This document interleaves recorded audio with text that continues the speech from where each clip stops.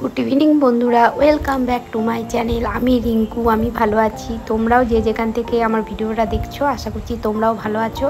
তো বন্ধুরা, আজকে আমি বানাবো পনির ভাপা।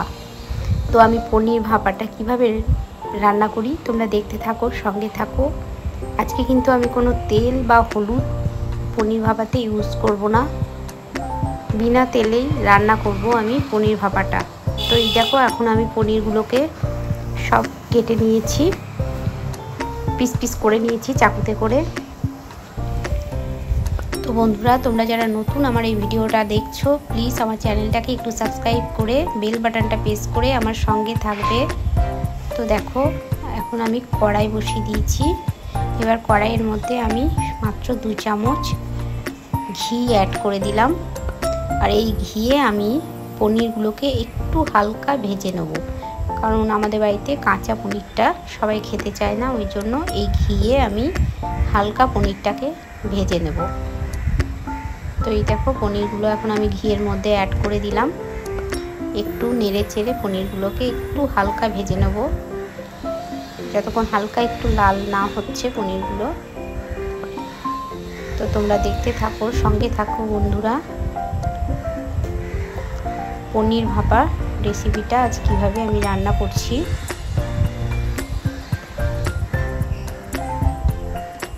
এখন তো সবাই তেল ছাড়া রান্না খেতেই ভালোবাসে। তো আমি এই রান্নাটা, তো আমি কি মশলা দেব তোমাদেরকে একটু দেখিয়ে দিই।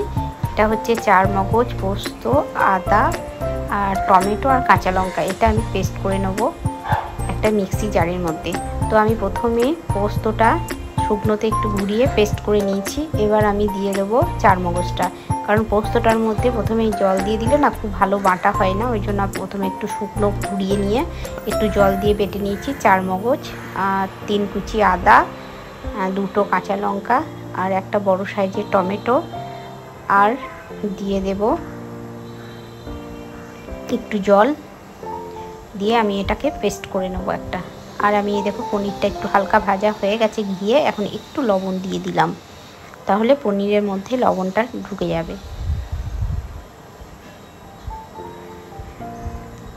তোমরা চাইলে পনিরটা নাও ভাজতে পারো, কাঁচা পনিরেরও পনির ভাপাটা করতে পারো। তো আমাদের বাড়িতে কাঁচা পনিরটা খেতে চায় না, ওই জন্য আমি একটু হালকা ঘি দিয়ে ফ্রাই করে নিলাম। এটার মধ্যে কোনো সাদা তেল বা হলুদ ব্যবহার করব না। তো এই দেখো, আমার এখন পেস্টটা করা হয়ে গেছে, যে মশলাটা আমি ইউজ করব। তো আমি এখন একটা বড় টিফিন কৌটো নিয়ে নিয়েছি। এখন টিফিন কৌটোর মধ্যে আমি ওই মশলার পেস্টটা দিয়ে দিলাম। এখন দিয়ে দিলাম একটু কাশ্মীরি লঙ্কা গুঁড়ো, আর দিয়ে দিলাম একটু স্বাদ মতো লবণ, মানে পরিমাণ মতো, তোমাদের যেমন পনিরের পরিমাণ থাকবে, একটু চিনি, স্বাদের ব্যালেন্সটা ঠিক রাখার জন্য। আর এখানে আমি দিয়ে দিলাম একটু ভাজা গুঁড়ো মশলা, জিরে আর শুকনো লঙ্কা কাঠখোলায় ভেজে গুঁড়ো করা, আর দিয়ে দিলাম একটু টক দই, ফেটিয়ে দিয়েছি টক দইটা। এবার আমি সমস্ত মশলাগুলোকে এখন খুব সুন্দর করে মেখে নেব। সব মশলাগুলো যেন সুন্দরভাবে মিক্সড হয়ে যায়, একটা চামচে করে ভালো করে ফেটিয়ে নেব।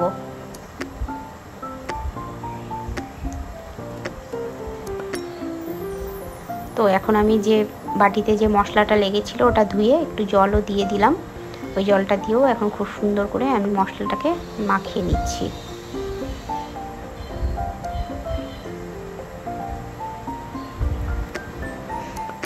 এবার আমি এই মশলাটার মধ্যে দিয়ে ভেজে রাখা যে পনিরগুলো অ্যাড করে দিলাম। হালকা ফ্রাই করে রেখেছিলাম পনিরগুলো ঘিয়ে, ওই পনিরগুলো এখন আমি মশলাটার মধ্যে দিয়ে দিলাম একে একে।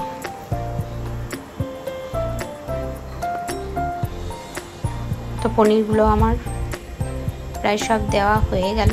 এবার আমি চামচে করে মশলার মধ্যে পনিরগুলোকে ডুবিয়ে দেবো, ভালো করে নেড়ে চেড়ে মশলার মধ্যে ডুবিয়ে দেবো পনিরগুলোকে। তো দেখো, আমার সমস্ত পনিরগুলোকে মশলার মধ্যে ডুবানো হয়ে গেছে। এবার আমি ওখানে কিছু ক্যাপসিকাম, টমেটো কেটে রেখেছি, ওগুলোকে আমি অ্যাড করে দেবো। তো এই দেখো, ক্যাপসিকামগুলোকে আমি দিয়ে দিলাম।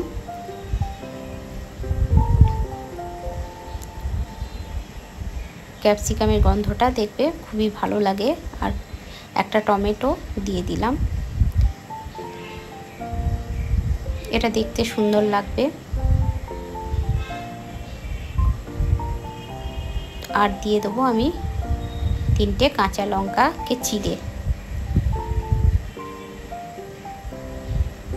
আর একটু ওপর থেকে ধনে পাতা ছড়িয়ে দেব। তো এই দেখো 3টে কাঁচা লঙ্কা দিয়ে দিলাম আমি চেরানো 3-4টে, আর ওপর থেকে একটু ধনে পাতা কুচি ছড়িয়ে দেব।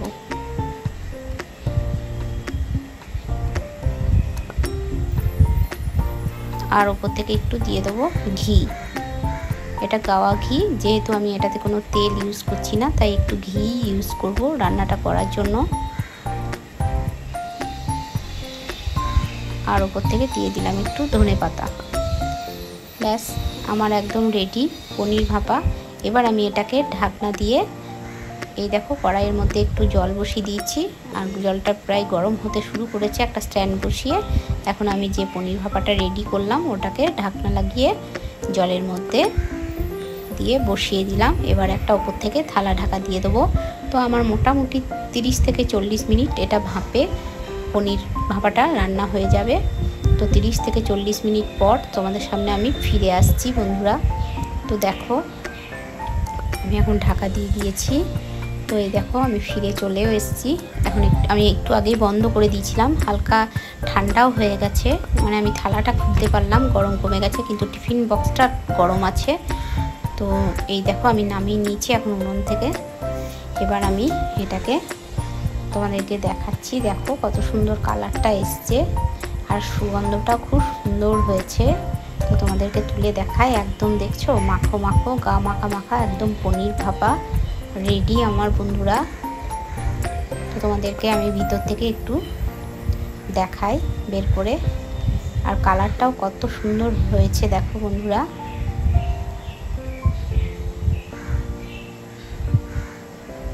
তো তোমাদের কেমন লাগলো তেল হলুদ না দিয়ে আজকের পনির ভাপার রেসিপিটা, একটু কমেন্ট করে বলবে বন্ধুরা। আর যদি ভালো লাগে একটু লাইক কমেন্ট শেয়ার করে দেবে।